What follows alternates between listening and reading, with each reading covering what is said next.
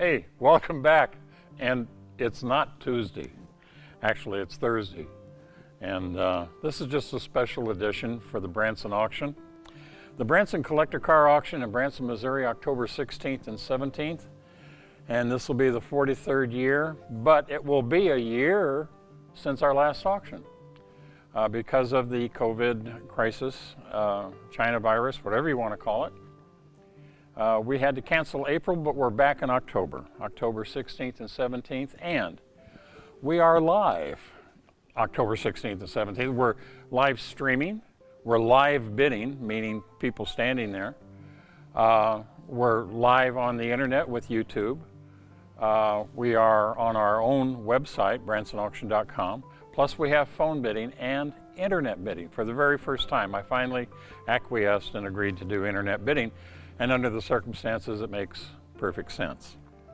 So, even though it's Thursday, not Tuesday, I can't help but sharing some history with you because you know I absolutely love automotive history. I'd like to tell you about a lady named Bertha and a guy named Carl. Carl, you've probably heard me talk about before. His whole name was Carl Benz. And in 1885, he created the Benz patent Motorwagen. It was the very first automobile, internal combustion engine, put together and driven. He actually got a patent for it. That's why they call it the Benz patent Motorwagen. Carl Benz invented this car in 1885, and then he hid it away. He stored it. He didn't let anybody see it. And the reason why is epic by today's standards. It was because of his religious beliefs that he kept it hidden. Now, in 1886, he did reveal it. But he didn't drive it very much. A lady named Bertha, specifically Bertha Ringer, later Bertha Ringer Benz, but Bertha. Bertha was in a time in her country's history where women were not allowed to travel by themselves.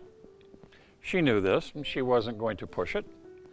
So she loaded up a couple of their sons, can't remember their names, Richard and Eugene, I think, I don't know. And she loaded them up and she drove from the home into Mannheim. Now that trip, one way, is 106 kilometers. That's 65, 66 miles, somewhere in there. She made a trip of 65 or 6 miles by herself with her two young sons, all the way into Mannheim.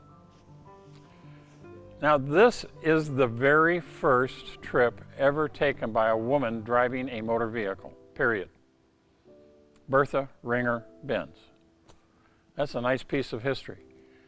And if either myself or Aaron ever complains about women drivers again, I'm going to talk to him about Alice Hewer Ramsey, and we could go all the way forward to a couple of NASCAR IMSA drivers.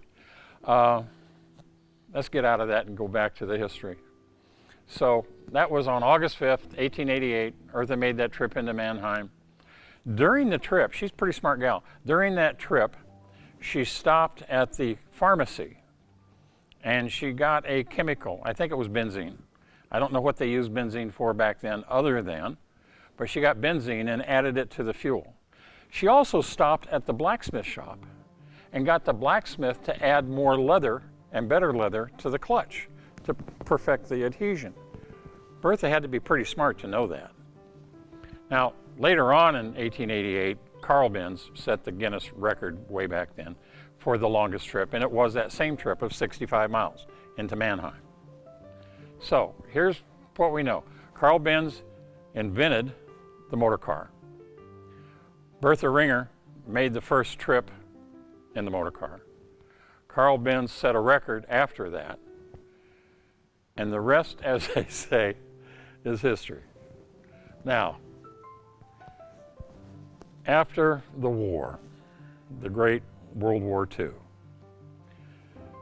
Mercedes, which was in Mercedes Benz or Daimler Benz, take your pick, because Gottlieb Daimler, Carl Benz, I've told you in the past why it was called Mercedes, haven't I? Just in case you forgot, the importer and the man that put up the capital to create the company, Daimler Benz, he had a daughter, and his name was Miles Julinek, and he had a daughter, and her name was, of course, Mercedes. And that's why it's called Mercedes Benz. Okay, so we're through all of that. Post-war Europe, post-war Germany. Germany's been defeated, but they're trying to rebuild the country. And not everybody in Germany was a Nazi, by the way. Just, you know, it's politics and people disagree. So in post-war Germany, they're trying to rebuild the country, and they're trying to rebuild it with manufacturing. And one of the best things that they do is they make motor cars.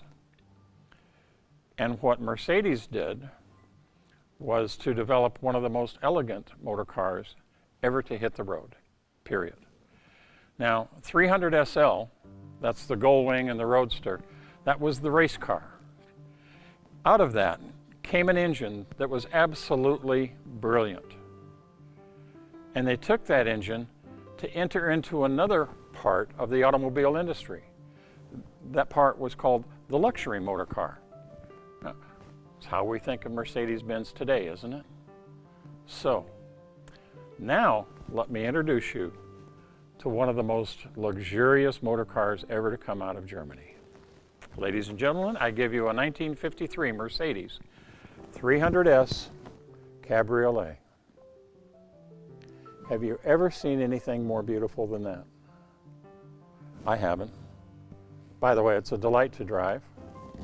It is the 300 motor. It is a convertible. It does have a back seat. But the styling, the design, the imagination that made this,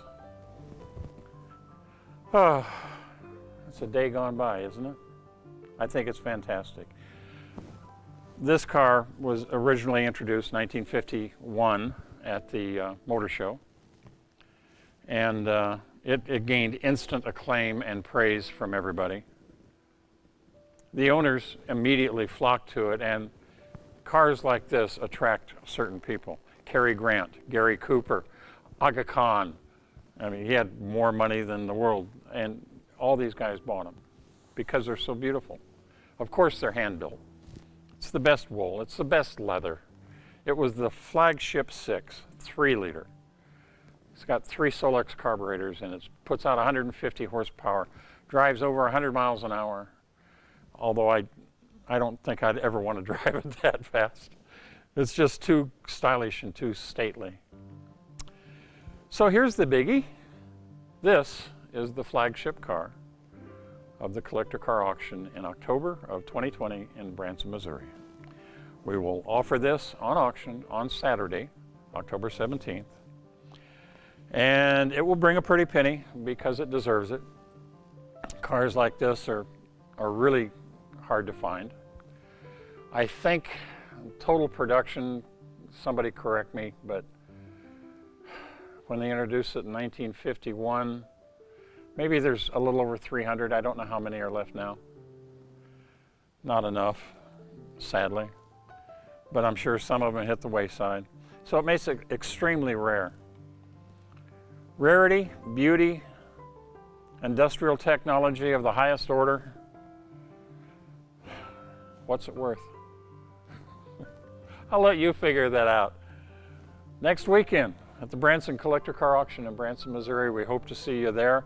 We're going to have live bidding, we're going to have internet bidding, we're going to have phone bank, we're going to have live streaming, we're going to have social distancing, probably a mask rule, but all of that can be worked through. It's a live auction in Branson, Missouri. I hope to see you there.